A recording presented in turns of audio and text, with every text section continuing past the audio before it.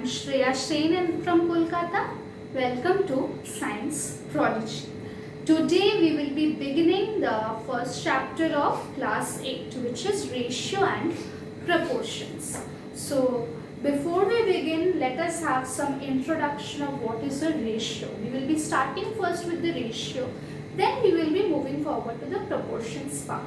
So for anyone who does not know, I am actually covering all the chapters from first chapter to the last chapter of class 8 and 9. So make sure, and not just of mathematics but also of physics and chemistry. So make sure you subscribe the channel for your benefit.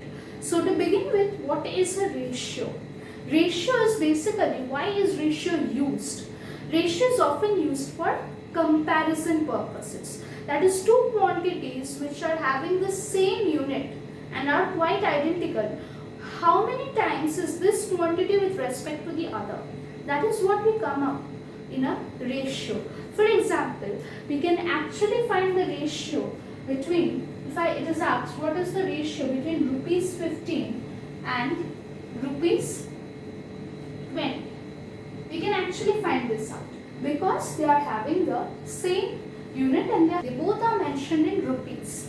But the moment I try to find the ratio between rupees 15 and 20 oranges, this is not possible.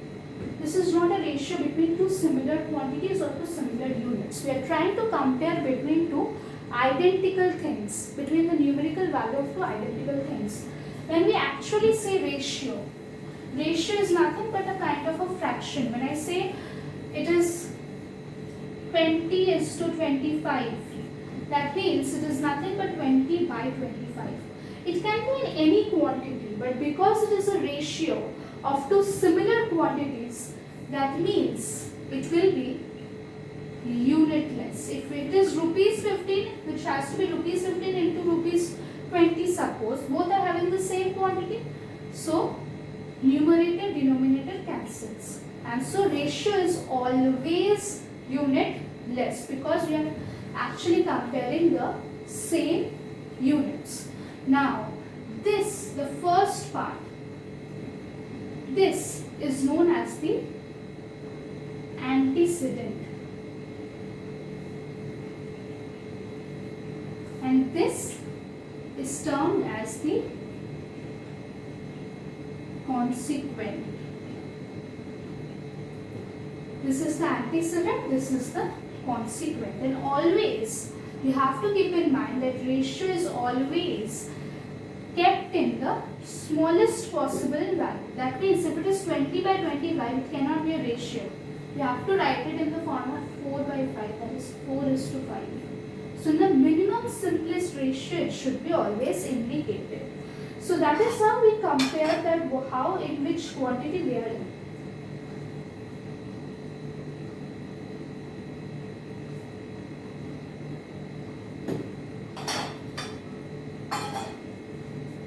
So to begin with, our first question for the day. I hope you have understood the basic introduction part of ratios. So we will be trying to do how we can solve comparing ratios, and I will be showing you a few sums based on that. So now, as you can see, I have written the first question. The first question is, we have to find out which is greater, 3:7 or 10:21. So first of all, we will try to ensure that the denominator part stays the same. That is in case of 3/7, and here it is 10/21. So if I actually try to make this denominator 21, I'll be multiplying the numerator and denominator by 3. It is 9/21. That means this is less. So the greater one, the answer is 10:21. So the answer is 10:21. Now we can also use one second method.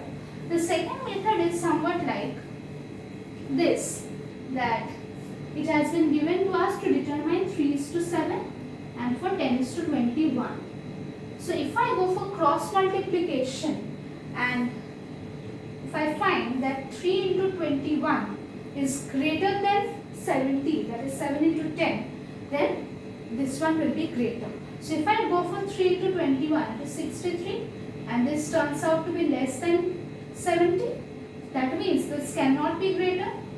So this part will be greater. So cross multiplication is also a method, but most importantly, changing the denominator part is the predominantly used form. That is the only way for determining which ratio is more.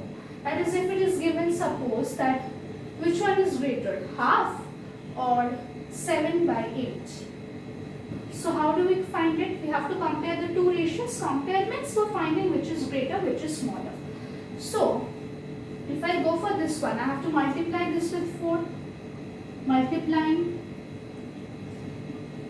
this turns out to be 4 by 8, which is less than 7 by 8.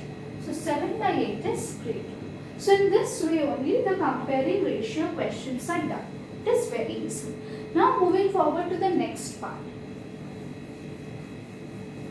The next part is to divide something in a certain ratio. That is, here it has been given, the question says to divide rupees 832 in the ratio 4:9. So how are we going to solve this? We can actually go for two methods. In this question I will be showing one method. In the next question I will be showing the second method. So now if I say 4:9 in the ratio 4:9, that means the total parts is 9 plus 4, 13. This is the total number of parts. So this total number of parts, because 832, we have to first find out the 4 part. That is 4 by 13 part of 832. Because 13 parts are in total.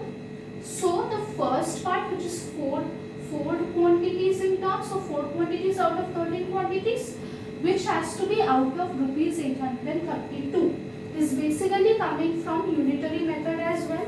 So we find out the value to be, we have to mention the unit specifically or the quantity in which it has to be measured. So this turns out to be rupees 256. Now for the 9 ratio, that is the 9th part, that is the 9 by 13th part of 832.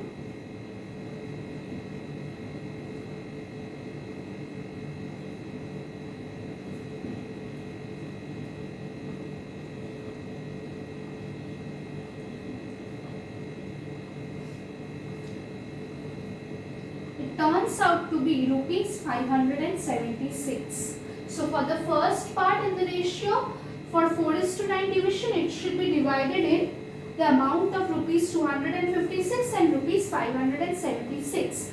You can also verify your answer by actually adding both of them. If both of them comes 832, that means your answer is right. So let's check. 256 plus 576. It comes out to be 832. So our answer is right.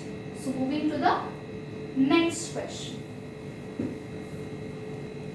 Now in the next question it is given that two numbers are in the ratio 5:4. Now 3 is subtracted from the first part from 5 and 2 is subtracted from the second, and we obtain the new ratio as 6:5. So what are the two numbers?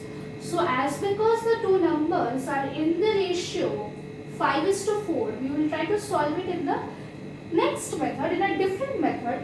Let us consider the two numbers. Let the two numbers be 5x and 4x. So the moment I consider them as 5x and 4x, now what is said in the question? 3 is subtracted from the first. So 5x minus 3, and 2 is subtracted from the second. So 4x minus 2, and the resulting ratio becomes 6:5. What are the two numbers? So first of all, with this we can easily determine the value of x. So it is 25x minus 15 equal to 24x minus 12. That means x is equal to 15 minus 12, that is 3. Now the moment we find the value of x, the two numbers are 5x and 4x. So the first number will be 15 and the second number, which is 4x, is 12. So the answer is, the two numbers are 15 and 12. So just following the pattern of the question, that's it. So with this we end today's class. Next day we will be doing more problems on ratio. I'll be trying to start proportions as well in the next video. Till then, if you have not subscribed the channel, subscribe it and stay tuned. Keep studying. We'll meet you in the next video very soon. Thank you.